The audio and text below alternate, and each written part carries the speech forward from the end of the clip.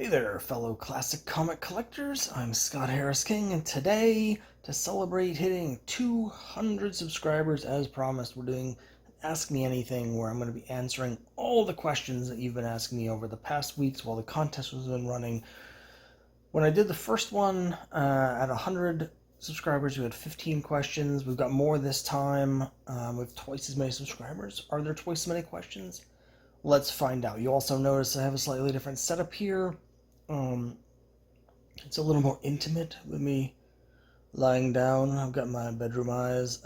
Actually, I've just sort of injured myself a little bit, and so I'm not really able to sit or stand at the moment. I'm sort of have to lie down. But as one of America's most beloved social media influencers, of course, I need to keep creating content. So the show must go on. We're gonna keep on keeping on, and so I'm recording this here lying down.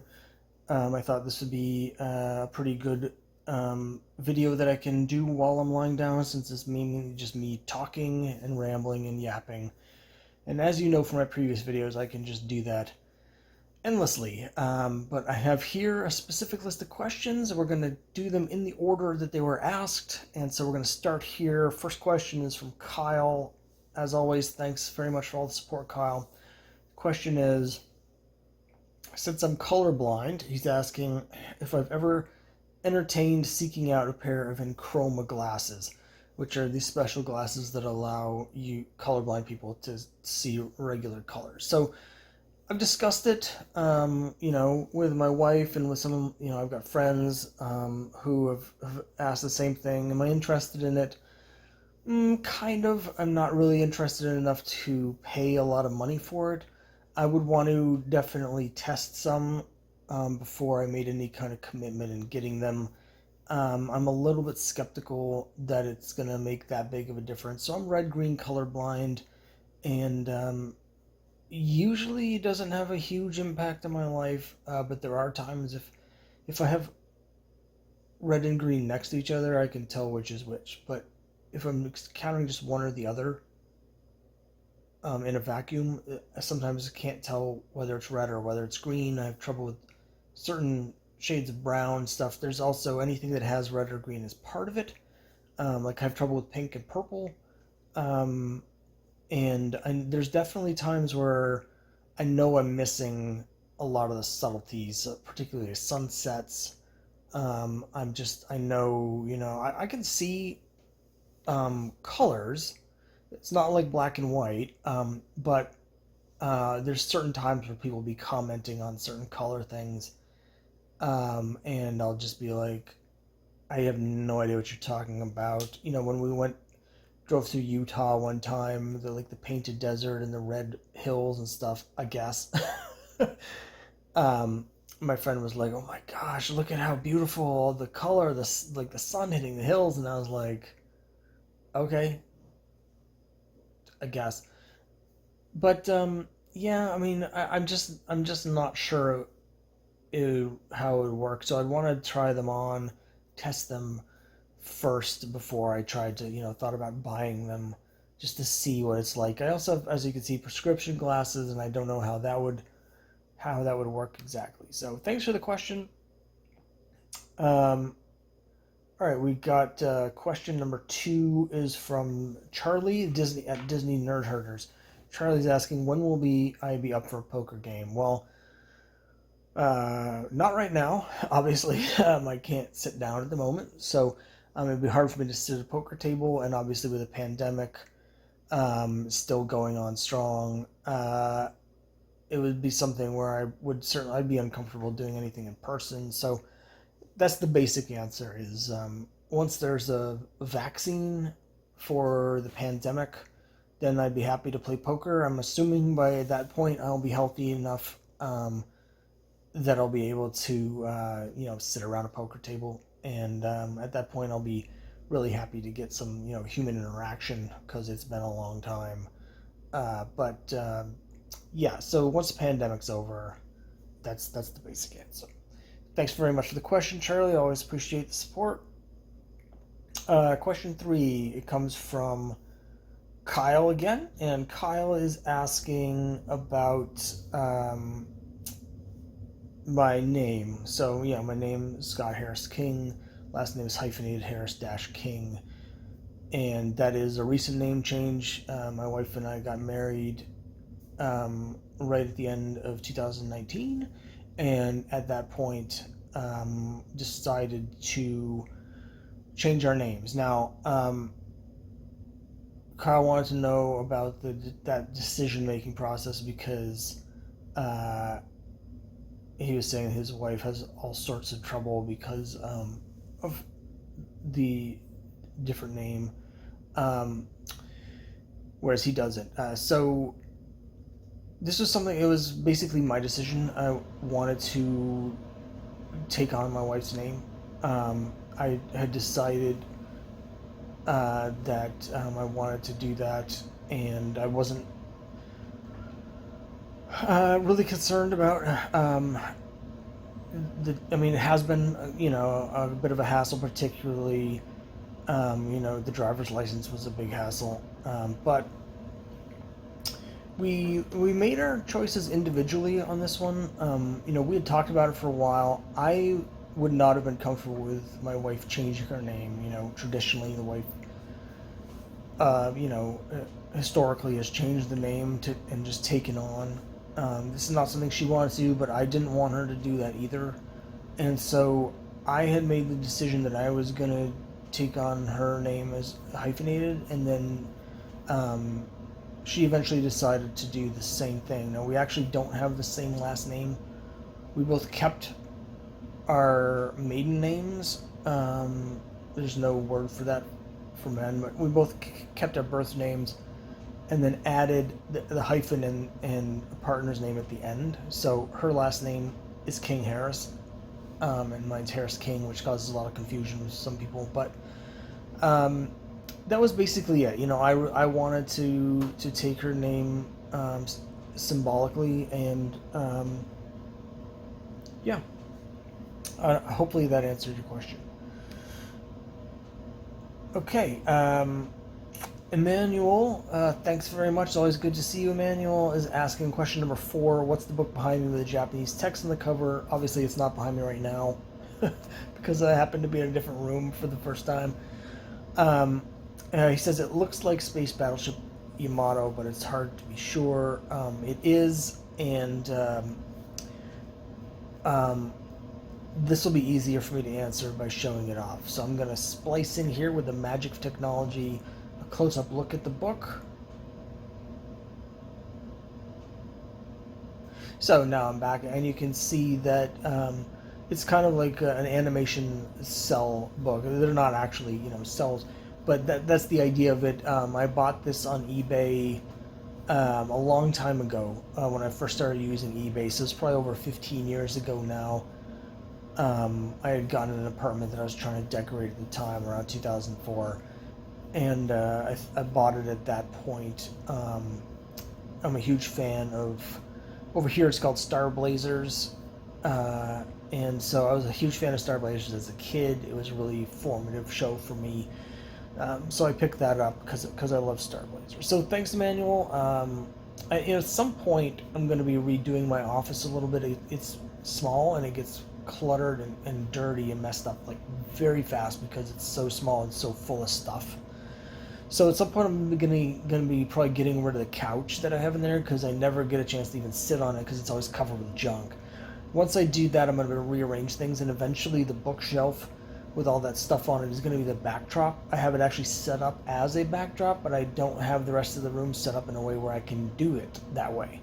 So at some point you're going to start seeing videos where you have that as a backdrop, because I have lots of interesting books and knickknacks and stuff on display there on that bookshelf. So you'll see a closer look at a lot of this stuff at some point. But for now, yeah, that's the answer. So question 5, also Manuel. Thanks again for the question.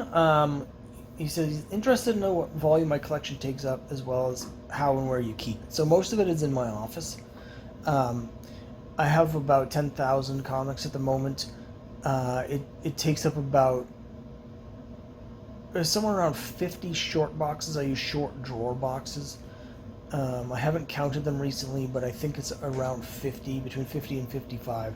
Almost all of them are in my office. I have one wall that's just a wall of drawer boxes, and then I have a closet that's also filled with drawer boxes. It's not quite enough space, and so there's a little bit in the hall closet as well. And so this is part of why I'm going to be redoing my office, but it's also it sets a limit on how many comics I can own, which I think is actually a good thing. So, in addition to those drawer boxes, I also have a spinner rack, but I have magazines. Like I have almost, but not quite, a full run of Savage Sword of Conan, and that is piled up all over the place. I have piles of comics, so I need more space for the comics, but I actually don't want to take up too much more space. So I'm at the point now where when I'm changing the sort of, as I'm buying like more romance, for instance, there's stuff that I realize I'm not as interested in anymore that I'm selling off to make space. So I sold off almost a complete run of Thor that I put together. I sold that off. A lot of my Superman collection. I just decided to, in my Archie, I'm not that interested in the series Pep. I had over 200, like around 200 issues of Pep. I sold all those off. So as I get in new comics, I am selling off the old ones to make space. So 10,000 is about where I want to be at, even if I have more room for comics. The fact is, I haven't actually had a chance to even read probably half of the comics that I own. And while I love getting in new stuff, I do eventually want to actually read them. I've just been buying them faster than I can get them. The romance ones in particular, if you read too many in a row, the DC ones, but all of them really, they're very formulaic. And so if you read more than 3 or 4, maybe 5 issues in a row, they start to lose the fun, the charm of them. So I have to read those in small batches. So that's a long way of saying that it takes up a fair amount of space, but I have a hard cap on how much space it's going to take up because I just don't want. We don't have the space for it to take up more. So I'm just sort of, anytime something comes in, I find other stuff to get out. So, thanks very much. Okay, next question. I think we're on question 6, is it? I should put numbers on the screen. So let me just double check. So yeah, there's one. Yeah, there's one, and then there's 2. I'm just gonna edit this out.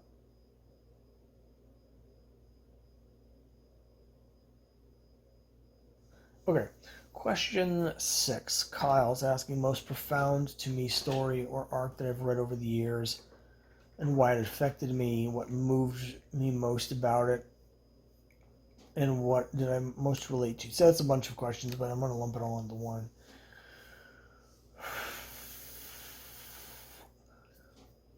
It's a tough one because, my tastes change, but I change as a person, and so what I relate to and what affects me is, it has to be a story that hits me at the right time. So something that was important to me or affected me or had a big impact on me 20 years ago, if I reread it now, or even if I had read it for the first time now as a different person, it probably wouldn't have the same impact. So I would say that looking at things that affected me the most at the time, the original ElfQuest series had a huge impact on me when I was a kid. I read it in 1985.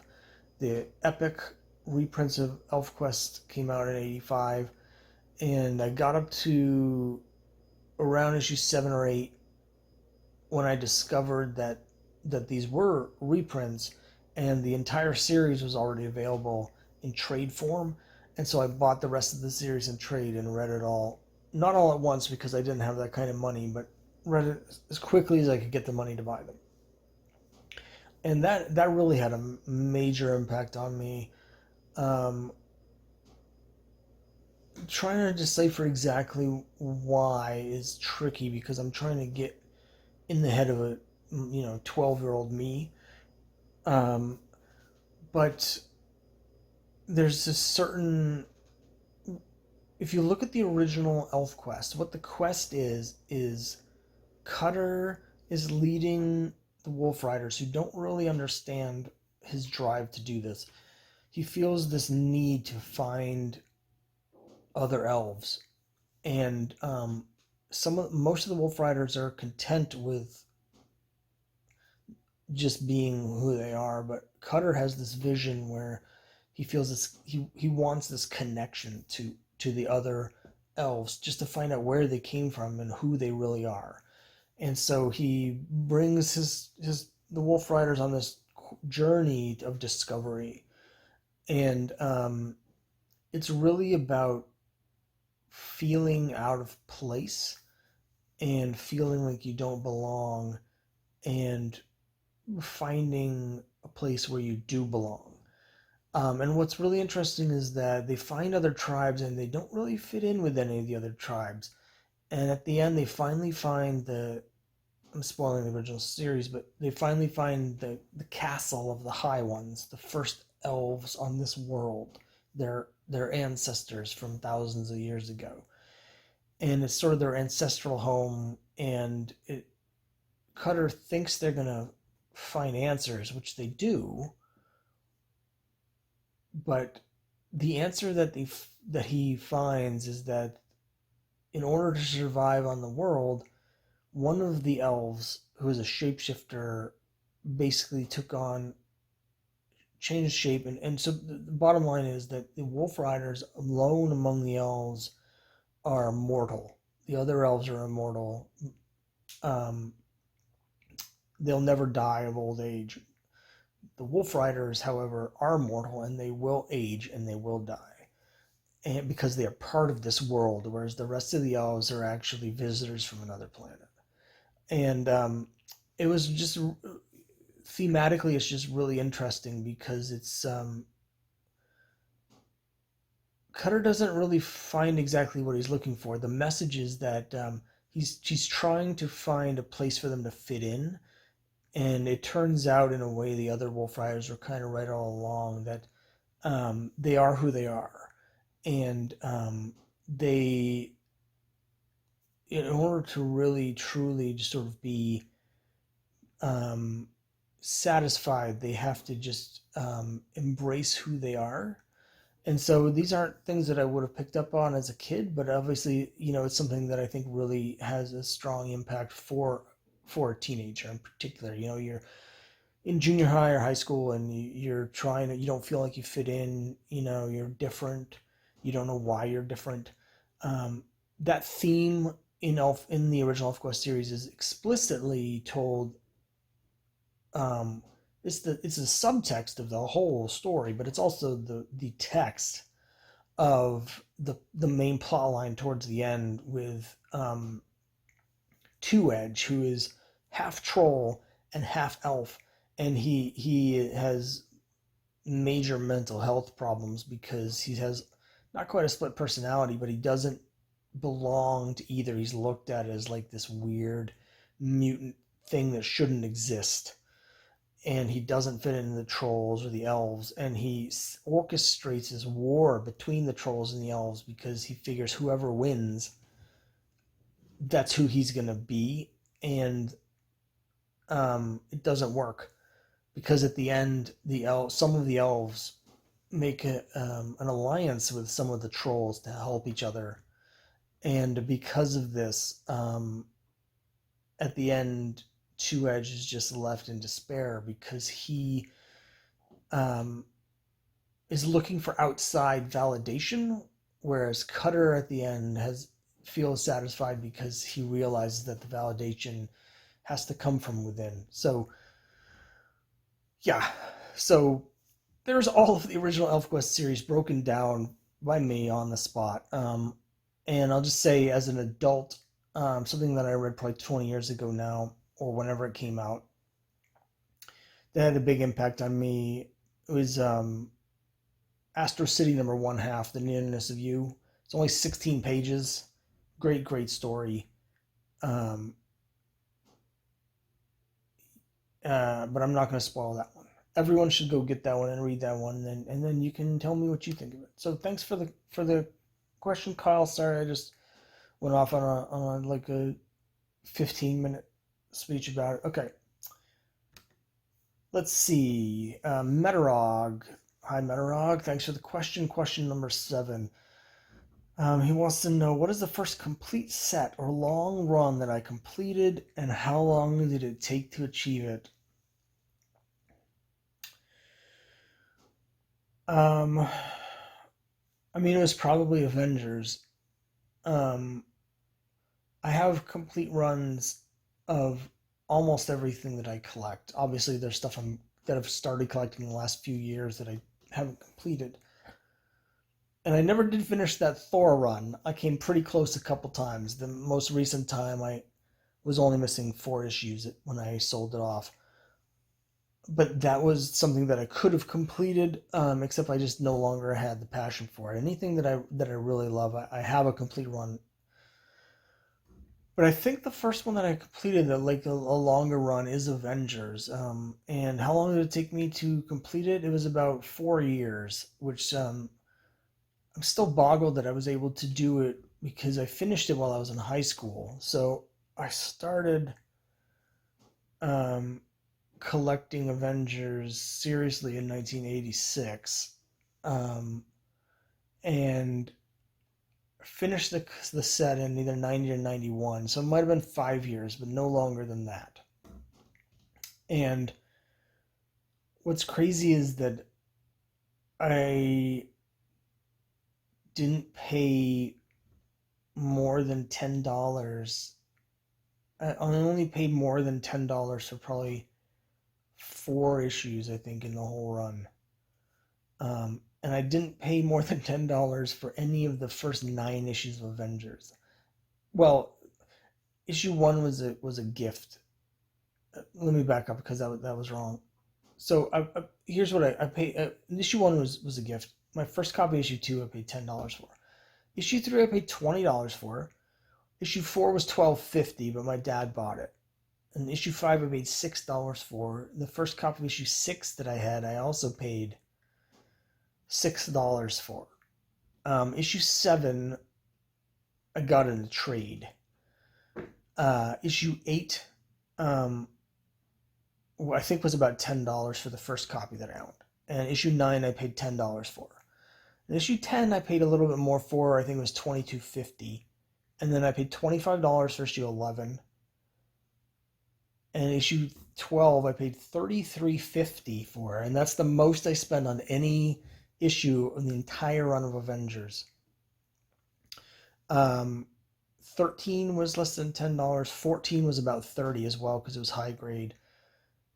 15, had a beat up copy I got for like $5, and then 16 I paid $20 for, and then after that, the most I paid for any issue after 16 was $10, which I paid $10 for 57. I paid $10 for 93. So it's crazy, like, we were a lower middle class. I had my allowance was $5 a week. It eventually went up to 20, but that was right towards the end when I was in college. I would work summers sometimes, but there was a lot of like, turning in cans for the deposit, stuff like that. Like I don't know how I did it, but it was really something. So yeah, I've told this before. I'm sorry, I'm just rambling here. Thanks very much for the question. I appreciate it. Okay, MRP has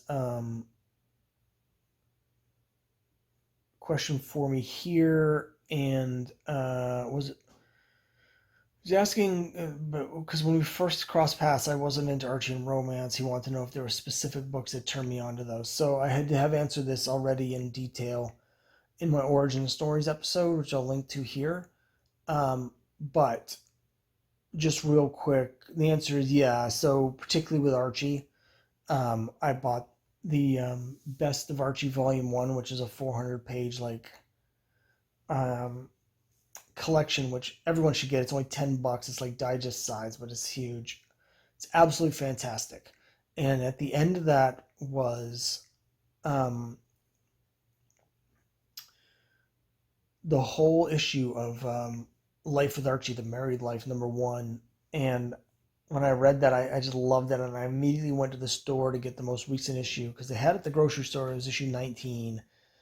And I just immediately started collecting Archie. Just absolutely loved it. And then with Romance, I had started dabbling about 15 years or so ago, just picking up things here and there, just for the kitsch factor mostly. But they were interesting. Um, But the one that really hooked me was Young Love 104, which has this full-length story about a Vietnam vet with post-traumatic stress who falls in love with a nun. And so it's just bonkers Robert Conagher story, and those really hooked me. But you can see the full version of my answers on the origin stories. Thanks MRP for the question. So here we are. We're up to question 9. Emmanuel, another question from Emmanuel. Thanks again. What's actually supposed to happen when you land on free parking in Monopoly? Okay, I have strong opinions about this. The answer is what's actually supposed to happen is nothing. You're not under the rules. Nothing's supposed to happen. It's free parking. It's basically just the only space on the board you can land on where nothing happens to you. Technically, that's also true of jail, but that's only if you're, just visiting. But free parking is supposed to be the one safe place. House rules growing up, and we always played that you get all the money in the center, because the other rule that we played with was that anything that you would pay for taxes, or community chest, or like any of those things that made you pay, instead of paying to the bank, you would pay to the center, and then whoever lands on free parking will get the money. It's very different thematically when you think about it, because in the regular version, the bank is just, and the government really, with all the taxes, they're taking your money, you get nothing back for it. Whereas with the house rules, the money is being redistributed among the players. Nothing ever goes to the bank or the government. It's just redistributed. So it's two different visions of a capitalist society. But my main answer for this is what's actually supposed to happen is you shouldn't play Monopoly. That's what should actually happen, is you should never play Monopoly because the game's terrible. Obviously it's a classic. Everyone grows up playing Monopoly, but it's not fun. It has several major design flaws. And it's just a terrible, terrible game. There's so many better games everyone could be spending their time on. All right. Up to the next question. I lost track again, but I'm going to put the numbers on the screen. Remo. Hi, Remo. Thanks for the questions. Has there been a comic series you actively collected and then halted on? If so, which series and why? Well, I just mentioned Thor. I got to the point where I had issues 95 through 502. The only issues I was missing was 83, 84, 85, and 94. I had all the rest of them.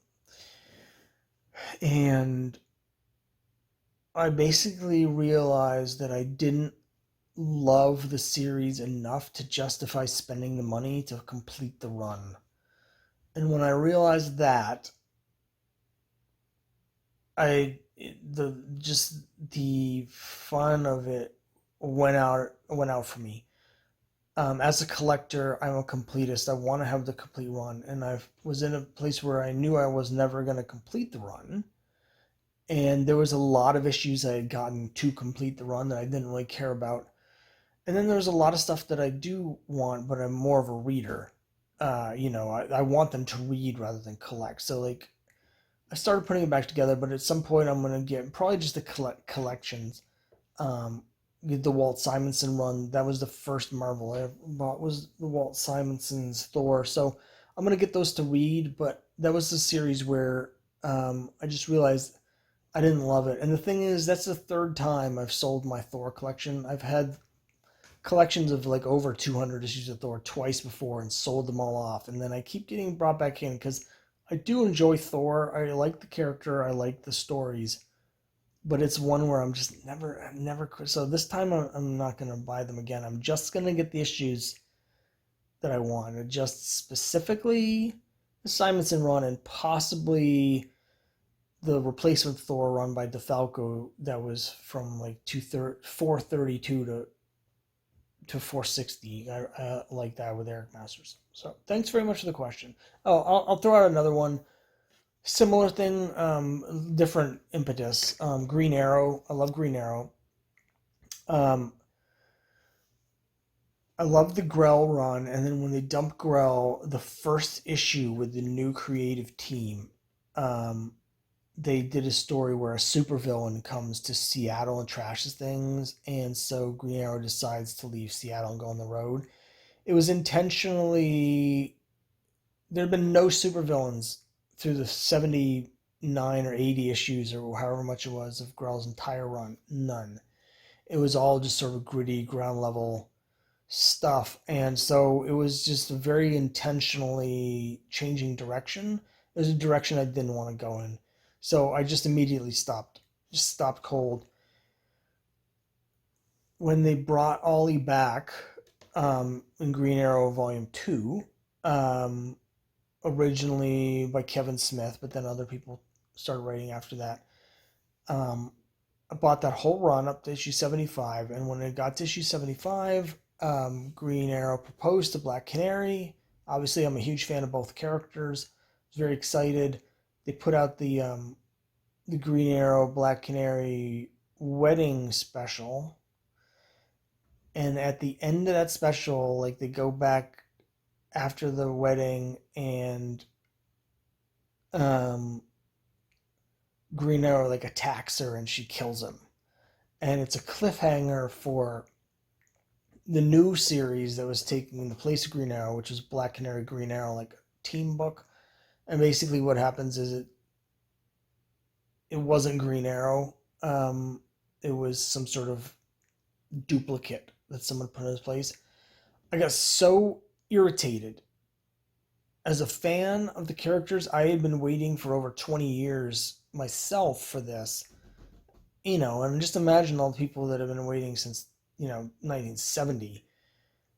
I just wanted one issue, just wanted the wedding story to just be one moment of happiness. Like, I didn't want this crap, like the whole reason I'm buying a Green Arrow Black Canary wedding album is for the wedding. I can get the superhero fighting plot nonsense in every other issue for the last 50 years. I just wanted just for once, to just have this moment that they've been building to for 50 freaking years. And I just felt like they crapped all over it. And I realize this sounds like an overreaction, but it's just part of, like, I'm not in the superhero mindset anymore. And so this was a while ago now, this is several years ago now, but it was at the point where I was sort of drifting away from superhero books, and fighting and all that stuff is just not what keeps me interested in the comics anymore. And so I immediately quit. And not only did I not buy the new series, I dumped the entire previous Green Arrow run. I kept the beginning issues where they bring Ollie back by Kevin Smith. They're not even that great. They're just okay. Um, but it just left such a sour taste in my mouth that I decided, the series was okay, but it wasn't great, and I just didn't even want it in my collection anymore. I was like, if I'm gonna not collect everything from Green Arrow, I'm just gonna keep the stuff that I like. So I got rid of all that. I still have the whole Grell run, and I reread that once in a while. It's not perfect, but it's excellent. So that is a series that I actively collected. I was just like, nope, I'm done. I'm done. Okay, here we go. Next question. Tartan Phantom. He's got 3 questions. First of all, why do I dislike Marvel's Daredevil? Okay, so there's several reasons I don't like Daredevil. I The basic one has to do with um, the constraints of a um, ongoing superhero universe. and specifically sort of the accrual of stuff that takes place when a character has a continuity that goes on for decades.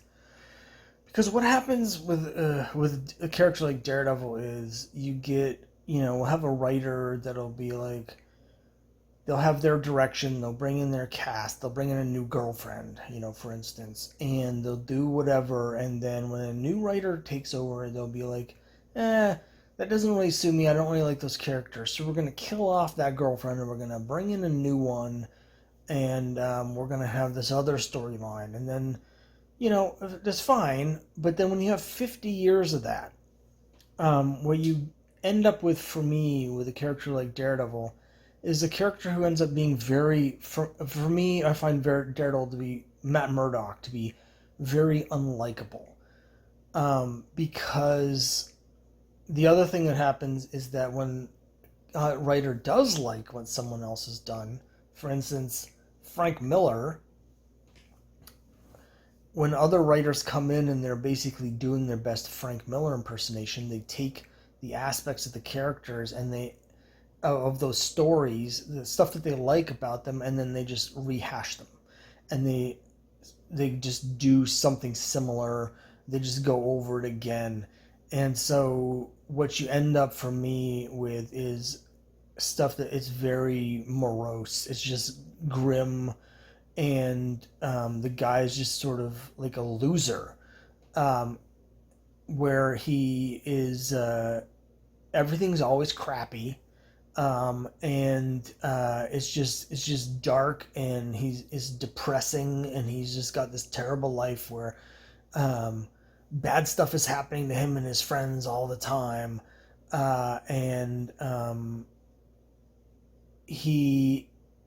but he's also an a-hole, right? It's not just that bad stuff is happening; it's bad stuff is happening because he's a tool bag, and so it's like, my goodness, how many like dead lovers does he have at this point where he's just like, he'll like, dump this person, or they'll get murdered, and he'll have an affair with this other person, and then he'll dump them, and then like someone gets killed and something horrible, and then he's just like tortured by not just what happened to all these people, but how it's his fault because he was a jerk. And eventually, some of those stories are good, taken by themselves. On their own, they're fine. But you get like 5 or 6 of them, and for me, I start to be like, F this guy. Like, I don't need any more of this. My first issue of Daredevil was 216 during the Denny O'Neil run. He was very much into this sort of very dark, coming in right after Frank Miller. And then, the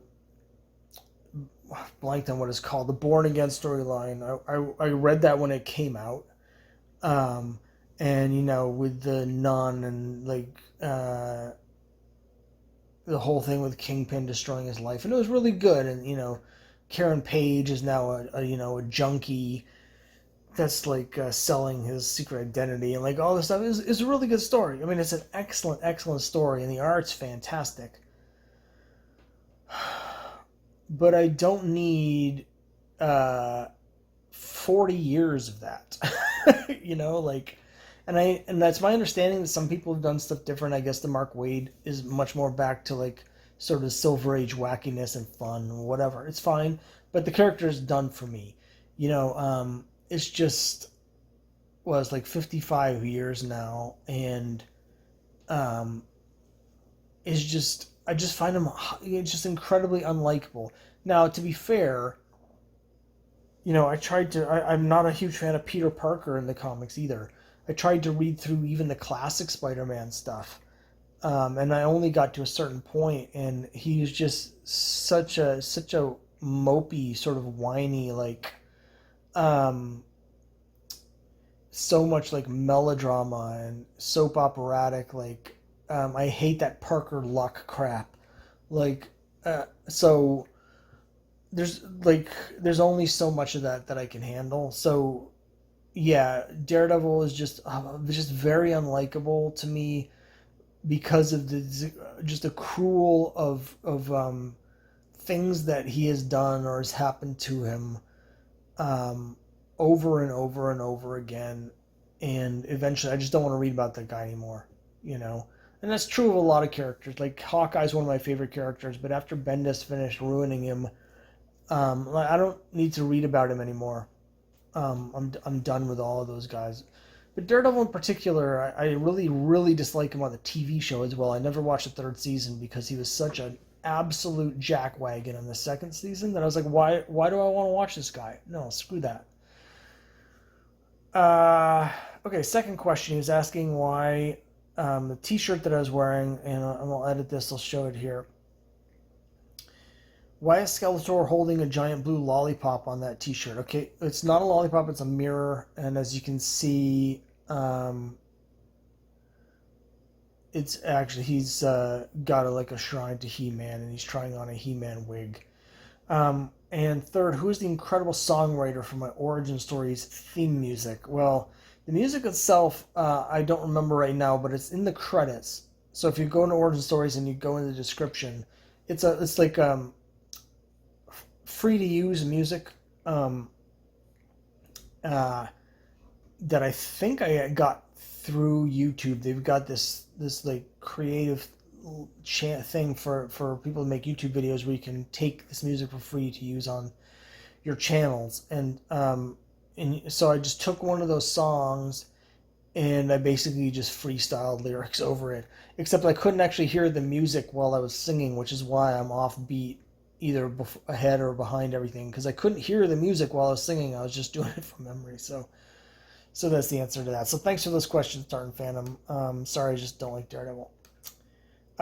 James Galagos asks me, what character or team from either DC or Marvel would I like to write and or draw for? I don't think my art really suits any of the characters. Just not really a big two style art. You know, I'm not a great artist, but I do my best. And it's much more of an Archie style. You know, the original Life with Archie series is kind of my touchstone for the art, where it's sort of in the Archie style, but it's more action oriented. So I just don't think it would really work. Writing characters, though, there's a lot of characters in DC and Marvel that I really love, but I wouldn't want to write any of them, I don't think, as part of a shared universe. I mean, let's face it, I would, of course. I'm lying.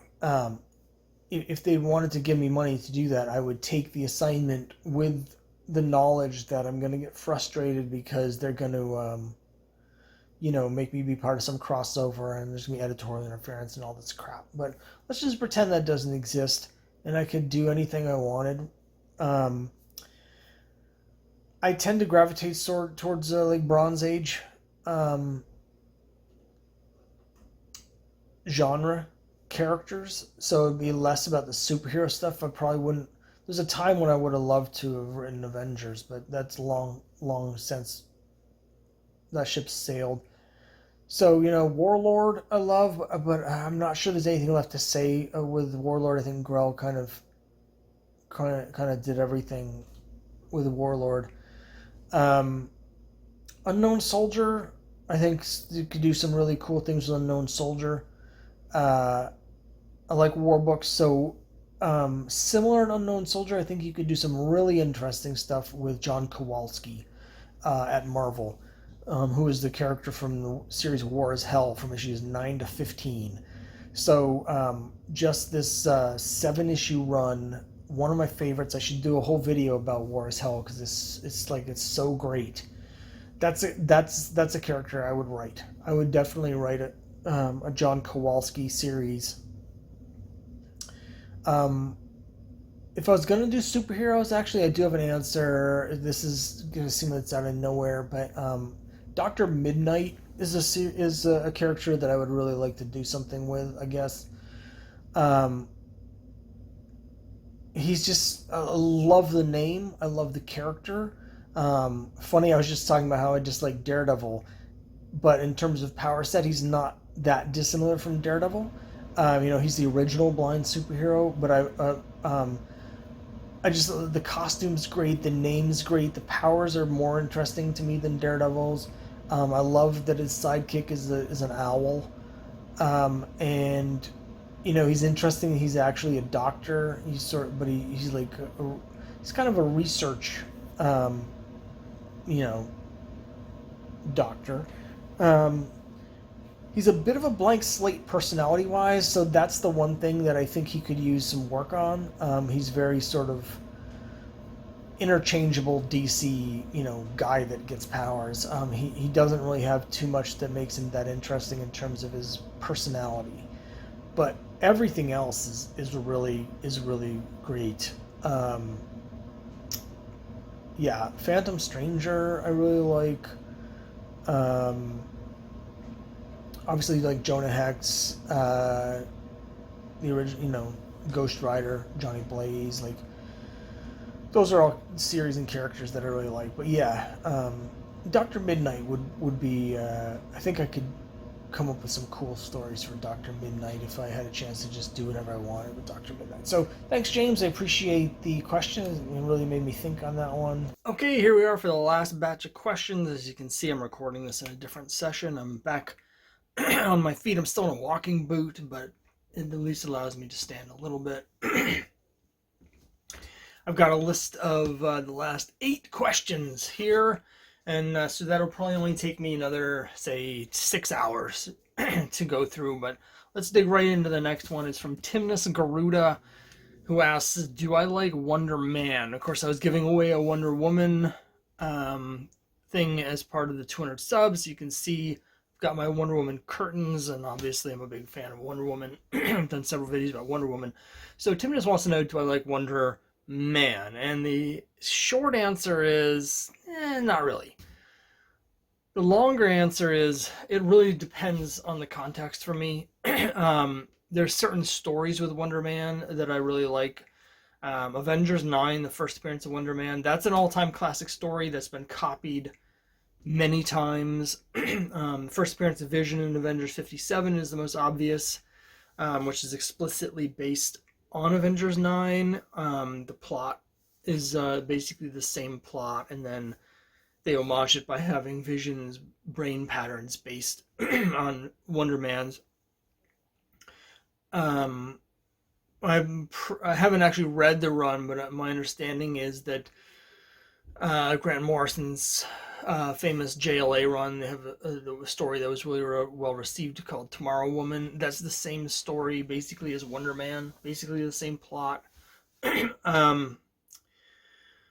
So Avengers 9 I really like. My favorite thing to mention, I always mention this when Avengers 9 comes up, is that George R. R. Martin has mentioned there's an official Marvel video from Comic-Con a few years ago where they're interviewing George R. R. Martin, and they're asking him about his comic collecting. And he mentions specifically that Avengers number 9 had a huge impact on his writing and the development of how he thinks about writing characters. And he says in that video that you can basically trace everything in Game of Thrones back to Avengers 9. So that's a great issue, great story. I also really like Wonder Man in the 70s after he gets brought back and he gets the safari jacket and he is having this sort of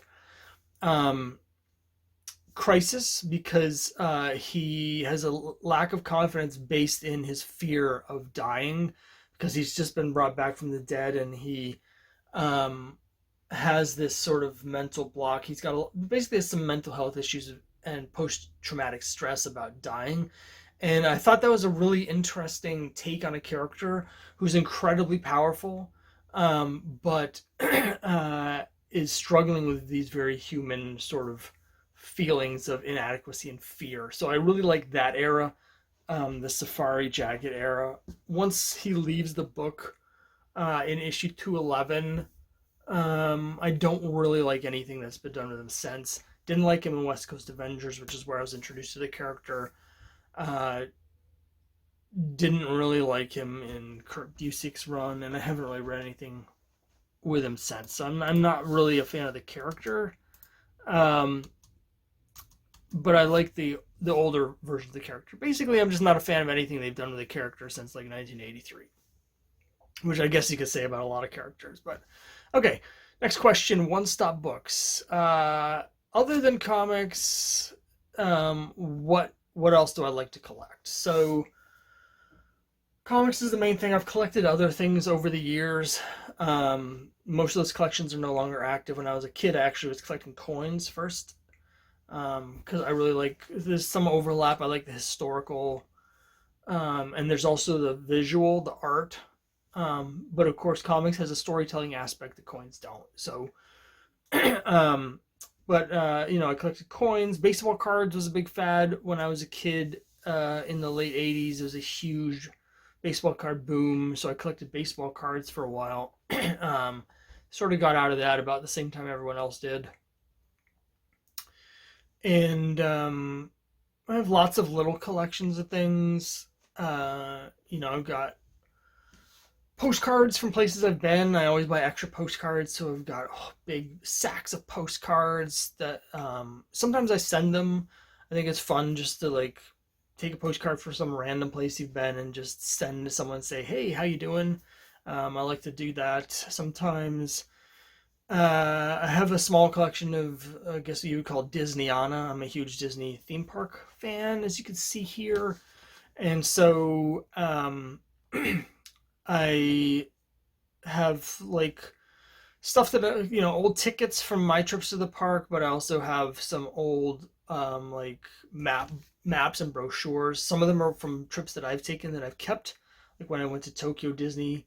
I have the brochures from that, but also there's a few that I bought on eBay that are vintage ones because, of course, when I was a kid, we weren't keeping them. My first trip to Disney was in 1975, and so I've gone back and I've bought some of those, a couple other things. So, yeah, there's nothing really that I hardcore collect though, other than comics. And if I wasn't collecting comics, yeah, I don't know. There's certain book series from my youth, like you can see over here, Trixie Belden, and then the Dungeons and Dragons Pick a Path to Adventure or whatever. I might put those runs together, but yeah, it's kind of all about comics for me. Okay, thanks for the question. Rennie Perwanti asks, "Where did I get all this junk?" Pretty much everywhere. I like going to antique shops, junk shops, flea markets. I don't like getting up early in the morning, and if you want to get stuff at the flea market, you really got to be there right when it opens at like 6 a.m. I'd rather sleep, so I don't do that often. But indoor flea markets, same with yard sales. I just don't like to get up that early. But when I see a yard sale, I've gotten some cool stuff at yard sales, and not just comics. The Boba Fett helmet I got for $2 at a yard sale. That is a full size functioning Boba Fett helmet. So, um, you know, I just love going to antique shops though. Just going through all the stuff. And I've picked up. See, do I have it here? Got some cool stuff somewhere. Got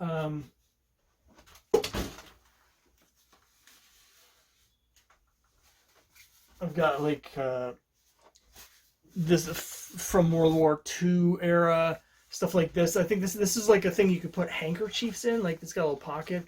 This one says "Sweetheart" on the inside. I got several of these, and like similarly, I've got several like pillowcases that were done like during World War II for soldiers. I have a bit of World War II stuff. So I just love finding that sort of thing. It's just so cool. That's where I get the junk. It's just everywhere. But mainly antique shops, junk shops, stuff like that. Okay. Joe47771 wants to know, who is the YouTube comic content creator that I like the least? I try not to be negative, and so if there's something I don't like, I just don't go there, and I don't really pay attention. And to be honest, I've only really been into the comic YouTubing since I started doing this back in March or February, I guess February. So I'm still not that familiar. There's lots of YouTube content creators that I'm sure I would really like that I just haven't seen yet. But I will say there's a couple people, and I don't actually know what their names are, but I'll tell you what I really don't like is the Comics Gators. I really don't like that whole thing. So there's an artist who used to be at DC who is very prominent. Ethan Van Sciver is his name, maybe Sciver. My understanding, and again, I haven't really watched any of his stuff, is that he has these very angry, ranty, comics gatey videos where he basically riles up the angry contingent of malcontented comic book fans and stokes their fervor. To me, essentially, is so that he can grow a bigger fan base to support his stuff on Indiegogo. Because some of his projects, every time he puts out a new comic, he gets like $100,000 backing from all of these people because they're like, well, this guy shares our like angry belief system, so we're gonna support him. I don't know if he's actually that big of a jerk, or if he's just duping people that are so angry. But I don't like any of that stuff. There's another guy, I can't remember, I don't know what his name is, but the guy who sued Mark Waid for defamation because Wade called him out, and there's like a big lawsuit, whatever. And I know he's like the leader of the Comics Gate stuff on YouTube. I don't have any time for any of that. I just don't. There's like, I don't want to get into the Comics Gate stuff. I just think it's all complete crap. I think the future of comics, if comics is going to have a future, it's going to be women readers, women creators. That's what we need in women collectors. That's what the hobby needs, and that's what the art form needs. So yeah, got no time for any of that. So thanks for the question, Joe. Kyle asks, if you were to cast a major superhero in a soap opera romance comic, whom would it be? You know, I've had this question, he asked this question a while ago, and I should have been thinking about it, because it's a really good question. Major superhero into a soap opera romance comic. Whom would it be? I will say my gut reaction, I guess this sort of piggybacks off the last question, is I would not want the main character to be a woman. I would want it to be a male character. I understand the instinct to make it, you know, like when they tried to do the Wonder Woman TV show a few years ago with Adrian Palicki, they tried to sort of humanize her by having her in her Diana Prince role be sort of a typical, like, sort of millennial woman, I guess, or whatever Hollywood thought that was, sort of like, you know, eating popcorn in her pajamas while watching, you know, Nora Ephron movies, alone and being sad about that. Just is not Wonder Woman to me at all. So I think that's just an easy trap to fall into. So I would rather avoid that. But it's interesting, like the male characters that are associated with romance all tend to be cads. You know, like Green Arrow. Like I'd love to see like not the show Arrow, because I really don't like that show, but like a good version of Green Arrow, Black Canary. But then again, they messed that up in the comics too. So, or like, you know, Hawkeye. Again, they've gone way too far with that as well. So that's not really romance. You know what I mean? It's like the manly version where it's like the guys that sleep around and get action, woohoo! But so I would want to avoid that sort of character. This is gonna sound crazy, but I'm gonna say Batman. You know, because Batman's a guy who has a lot of trust issues. let's say, and specifically, and very deep issues about relationships and letting people in. At the same time, he's had a number of relationships in the comics that have some depth. And he also, in his Playboy guys, there's a lot of women in his life. And so I would like, I think it would be very interesting to do something where Bruce Wayne, to just explore that, uh, explore sort of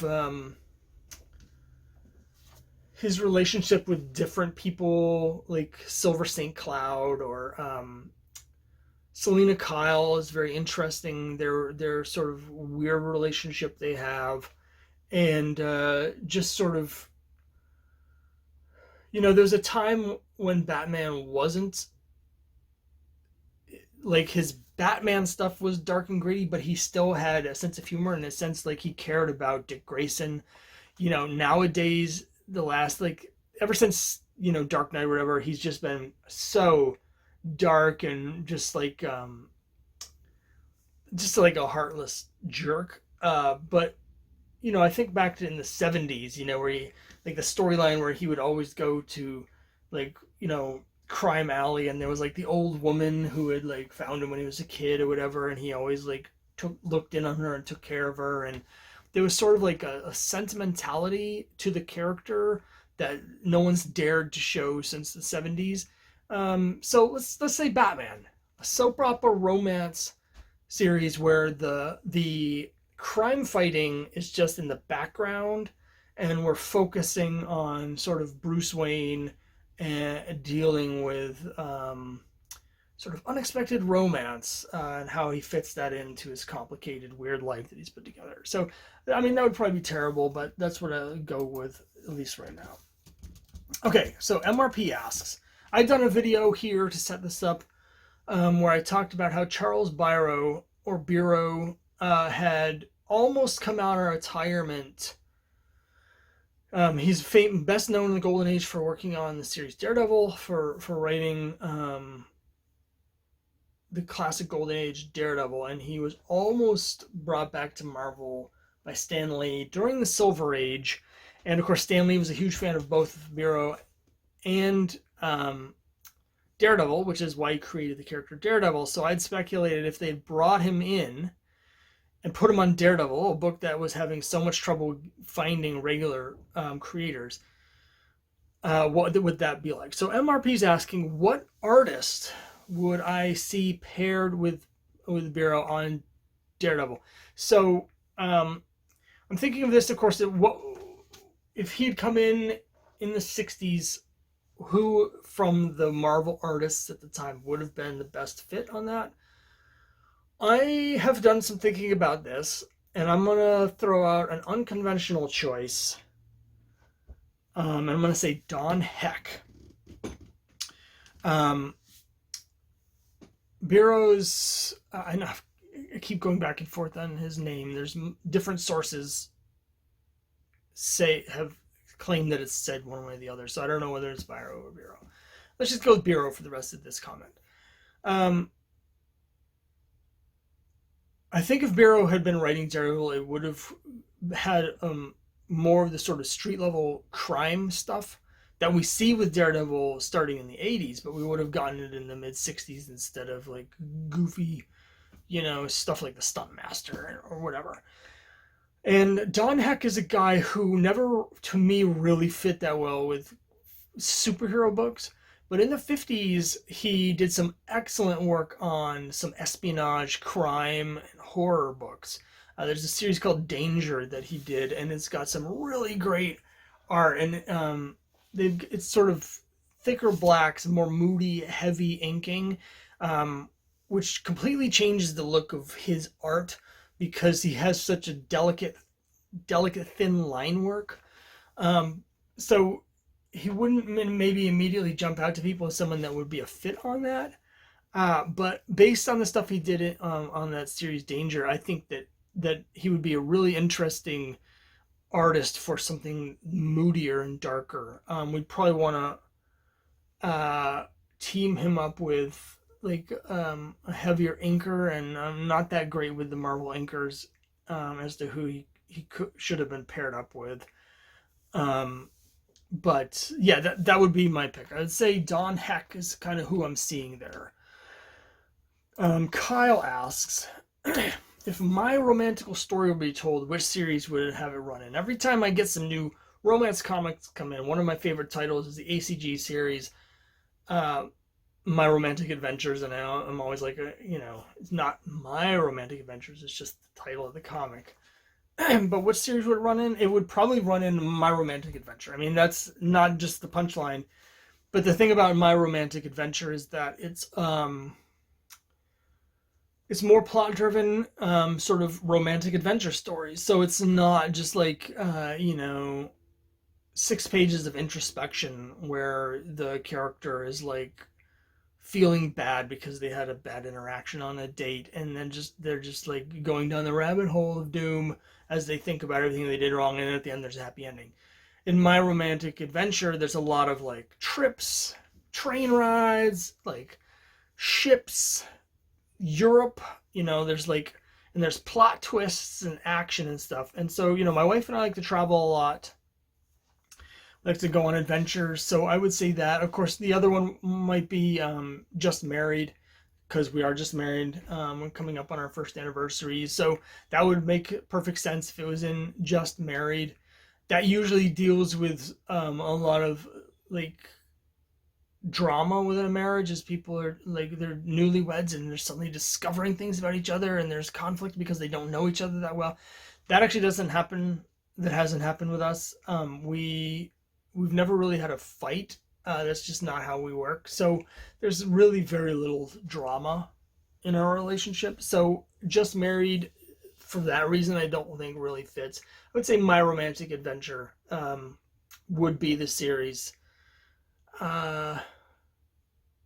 Yeah, that's what it would be. Okay, this question comes from my wife, actually. She asks, what's my favorite comic book rant to share with people? So, I try to be as positive as I can be, but there's certain things that set me off, particularly like if I'm on a comics forum, and she's probably asking this because you guys have it lucky. Yes, this video is 16 hours long, but you can fast forward, you can put pause on it, you can actually just jump ahead, or rewind, or just go to a different video. My wife has to listen to this crap all the time. I go on these comic book rants all the time. She doesn't even read comics. Like, you're here because you're choosing to do this for your own entertainment. She's just like trying to do something else, and I'm in the other room going like, Hank Pym, what? So yeah, that's just life around here. But she's heard me go on a couple specific rants, and so I've already shared with all of you my rant about Roy Lichtenstein. I did a whole video on that, so that's probably my top rant. But the other thing that really sets me off, and I try very hard not to argue with people on comic forums, I just let it go. Just let it go, it's not worth it. But the one thing that always will draw me in, there's a couple things, but one thing that will always draw me in is specific type of discussion about first appearances, where the collectors, the hobby itself has sort of put the emphasis on the in-universe continuity as opposed to the actual world we live in. The big example that drives me absolutely nuts is Avengers number 71 being listed and treated as the first appearance of the Invaders. Now, this has been listed for many, many years, and I think a lot of this goes back to the fact that back in the day, the collectors were more focused on the stories, which is great, but it leads to things like this. So when I was buying my first price guides, it said Avengers 71, first Invaders, and so when I finally got an Avengers 71, Avengers 71 is a great comic. It's the last part of an awesome storyline, a three-part storyline with Kang, introduces the Grandmaster and introduces the Squadron Sinister, and there's time travel, and the Black Knight joins the team. It's an all-time classic. 71's a great issue. The Invaders are not in it. There's no Invaders in it. The Invaders are never mentioned. What happens is the Avengers time travel back to World War II, and they're in France, in Paris, and they run into Captain America, the Human Torch, and the Submariner, and a fight ensues. And when I read that, I was like, okay, I mean, I know those characters are in the Invaders, but there's no mention of the Invaders in here. I thought this was going to be like a thing, but I guess not. So what actually happens is this. That comic comes out in 1969. In 1974, I think, 5 years later, Marvel has Roy Thomas decides to do a team book set in World War II. Now, Marvel did have, timely at the time, had a team that only appeared in 2 issues. It was All the Winners comics that had a team, the All Winners Squad, that appeared in 2 issues. It's their version of the Justice League. So they basically brought that concept back. Classic Roy Thomas. He decided to change the name. They called them the Invaders. They first appeared in Giant Size Invaders #1. That series, then after Giant Size Invaders 1, they got their own regular series, and that ran for a while, and it did relatively well. And so they gave them an annual. And in 1977, in Invaders Annual #1, there's a time travel story where basically we discover that the versions of Captain America, the Human Torch, and Namor that the Avengers fought in Avengers 71 was this current team of Invaders, right? And so because of that retcon that took place 8 years after the story in Avengers 71, people now started treating Avengers 71 as the first appearance of the Invaders, because this gets very convoluted logically, but in the Marvel publishing history, the first comic that in Marvel continuity now had the Invaders was Avengers 71, right? It's not the first appearance of the characters, and it's not the first appearance of the team. It's not even the first time the team was published. It's none of those things. It's the first time we're in the Marvel Universe. It's not even the first time in the Marvel Universe where the Invaders took place, because if you just look at a Marvel continuity, that's also in Invaders Annual 1. No, it's the first time in the Marvel age of publishing that a comic in continuity had an Invader. It's so convoluted it doesn't make any sense. But what's happened is that book is still treated as the first appearance of Invaders. If you go on eBay, if you look at the CGC labels, if you're going to buy the first Invaders, Avengers 71 has a premium. And that's because when looking at first appearances, comic fans have this complete logic lapse where they treat the in-universe continuity as trumping actual world publishing history. Here's another example. Marvel Team Up #1. Many years later, in a later issue, I think, of Marvel Team Up, Spider-Man runs into Misty Knight, and she's like, oh yeah, we've actually met before. And I think it was John Byrne, maybe. Someone retconned it so this random black woman that's like in one little sequence on one page of Marvel Team Up #1, they retconned it so that's Misty Knight, and now people treat Marvel Team Up 1 as the first appearance of Misty Knight, when that was not the character did not exist. You know, the character didn't exist until whatever it was, Marvel Premiere 20. That's definitely a retcon. And one of the things for me is I'm like, if you ask someone in 1972 who Misty Knight was, no one would know, because that character didn't exist yet. The character wasn't created until 1975, right?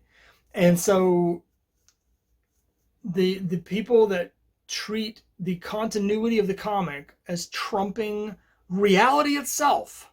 I always say, the writers can retcon the Marvel continuity, but they can't retcon our reality, right?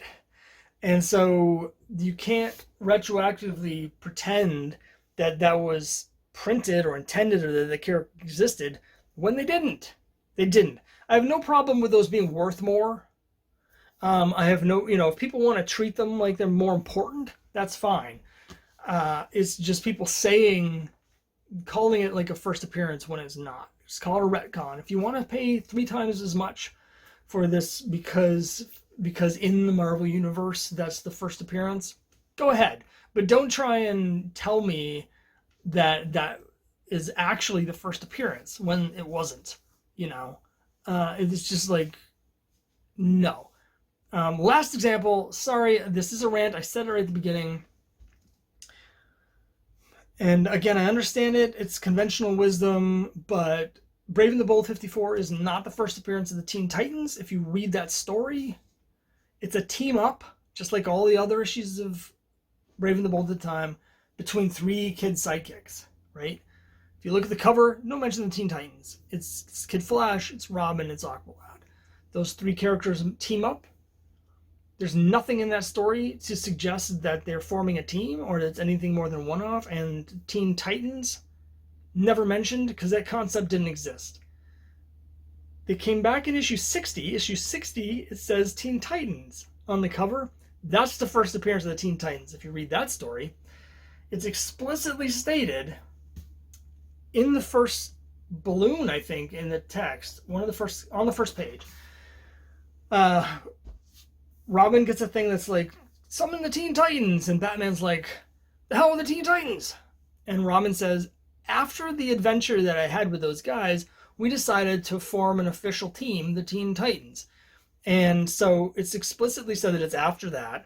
This is the first time anyone's ever seen the name Teen Titans or heard the concept of Teen Titans or thought there was a team of the Teen Titans. And it also includes Wonder Girl, one of the founding members of the Teen Titans, who was not in the original story. And again, I'm totally fine with 54 being considered more important and more valuable because it's basically the origin of the Teen Titans. I think it's pretty clear that once that sold well, they got the sales results. It was bi-monthly, so it was an entire year later. They decided, hey, we were onto something here. Let's make like a Teen Justice League, which is something fans have been asking for a while. So I have no problem with 54 being worth more, whatever. But it's not the first appearance of Teen Titans because between issue 54 and issue 60, there's a whole year. And if you asked any comic book fan at the time, hey, what do you think of the Teen Titans? No one would know what you're talking about because that name had never been mentioned. And if you're like, hey, how about that superhero team that Robin's part of? They all would have been like, oh, he's not in the Justice League, is he? I don't think so. No, because he wasn't on a team because it didn't exist. So anyway, that right there, that 13-minute explosion of verbal diarrhea, that's the rant. So thank you to my wonderful wife for asking that. That is the rant. Yeah, it's just you just can't retcon reality. You can't retcon reality. Yeah, spoiler alert. Gambit's first appearance is not in X-Men 266. It's an X-Men Annual 14 that came out 2 weeks earlier. If you read the story, it's obvious that 266 was supposed to come out first. There was some sort of scheduling delay, so it's fine that 14 is not worth anything. Totally fine. But in the real world, the first time Gambit appeared in a comic book, it was in X-Men 14. It doesn't matter what they intended. What matters is what they actually published. That's what they actually printed. End of rant. Comic Book Fever asks, whatever happened to the Beyonder? He says he was a major player in the Marvel Universe for a few years. So, my answer is I have no idea. And furthermore, I really don't care because I never really liked the Beyonder. I know that he did come back in Fantastic Four at his storyline. He was in the 80s, he was a big player with the Secret War stuff. He was brought back later in Fantastic Four for a storyline, and I think, again, not that long ago, within the last 10 years, there was another storyline that revolved around the Beyonder, as the people that have nostalgia for that period have become the creators. They've brought all that crap back. But yeah, I don't know, and I'm glad they got rid of him and just sort of sidelined him. Secret Wars is fine. He's just a MacGuffin. He's a plot device. He's not actually a character, in my opinion. And then Secret Wars 2 is when I started reading comics. It was, it was just, I just started reading a few months before Secret Wars 2 came out. So it was sort of like I was introduced to the event thinking very early on. And so it introduced me to a lot of new characters and whatever. But that series is terrible. That crossover is terrible. It's just bad and pretentious, and it just I just don't like it. I don't like the character. So my guess is that he was a sort of a Jim Shooter pet character, and that when Shooter was fired at Marvel, the new regime just didn't want anything to do with him because he was so closely tied to Shooter. That's a guess. But whatever the reason, I'm glad they got rid of him because that character sucks. Thanks for the question, though, and let's see what we got next year. And then finally, last question. I know this video is like the longest video ever uploaded to YouTube. But wait till we get to 300 subscribers and we do this again. And the video is like 6 hours long. So, MRP asks, without constraints of finances or networking limitations, so anybody at all, who would be my top choice to do a variant cover for my series, The Crimebusters, if I could have any living artist do it? Great question. So, I've mentioned this and I've shown this in some of my other videos. I should have props here to show you right now, but I don't think I have any handy. But with my series of Crimebusters, I always do a bunch of variant covers. I do the regular cover, of course, but then I do a Kickstarter exclusive variant cover. So people that back me on Kickstarter, they can get a special cover that you can only get through Kickstarter. That's a little reward for backing me on Kickstarter, as opposed to, buying from my website after the fact or seeing me at a convention. If you back it when it comes out, there's a cover you can only get there. I have two other variant covers that I do for every issue. So the series Crimebusters, it picks up on the continuity from the series Boy Comics featuring the character Crimebuster. The last issue of that came out in the spring of 1956. It is issue 119. So with Crimebusters, the story starts the following semester at the college he's at. So it's set in the fall of 1956.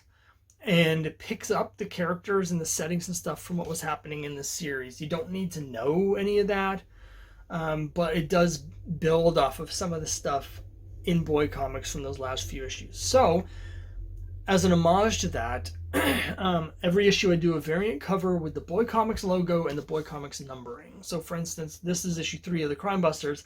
There's going to be a Boy Comics number 122 variant that you can get. So I do that every time. And then I also do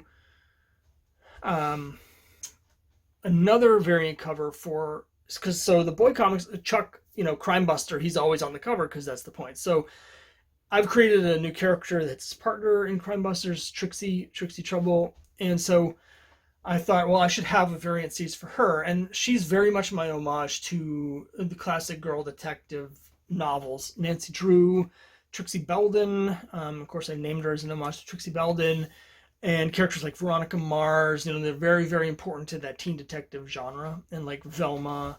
So I do a series of what's called the Trixie's Mysteries variant covers, where I design it to look like a Nancy Drew book cover. And with those, what I'm doing is I'm hiring artists. The first one I did myself, but I've been hiring artists for every issue after one to do that. And specifically for that, I have a very small platform, but I want to use that platform to give people a voice. So I'm hiring indie creators, but specifically indie female comic creators to do the Trixie's Mysteries covers. So my plan is for all of those covers going forward, the first print covers, I'm doing the second prints myself, but for all of those, they're always going to have a different female creator. This time around for the Boy Comics, I've also brought in someone else, a guy by the name of Mark Svensson, who is a huge fan of Lev Gleason and Boy Comics, and so he's doing a Boy Comics cover.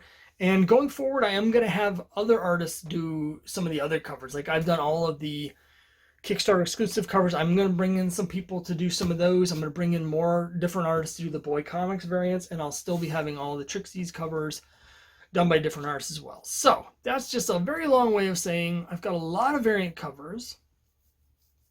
And of course, since I am bringing in people to do them, I do have sort of in my head like a wish list.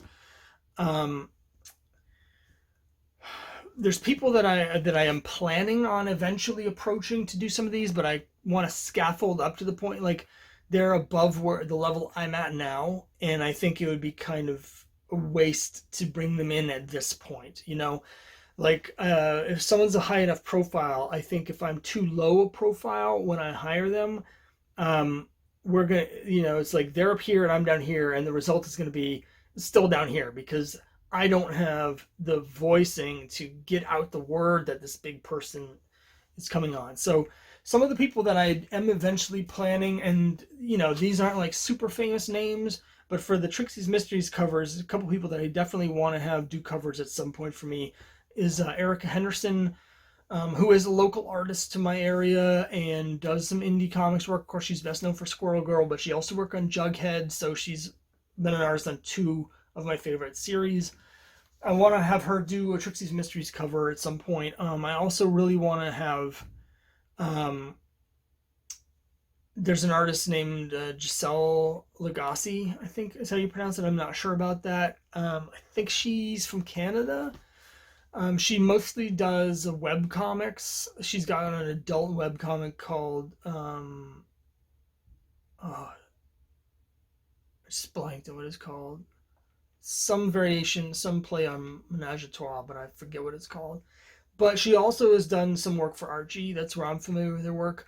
It's very sort of classic Archie style, except it's got some manga influences, and I really like her art. So those are 2, you know. Another person that like, so it's like Erica Henderson and Giselle, and then at a much higher level of sort of fame, let's say, would be Fiona Staples. Of course, she's like one of the premier variant cover female artists. I would love to have like people like Amy Reeder and Becky Cloonan do covers and stuff like that.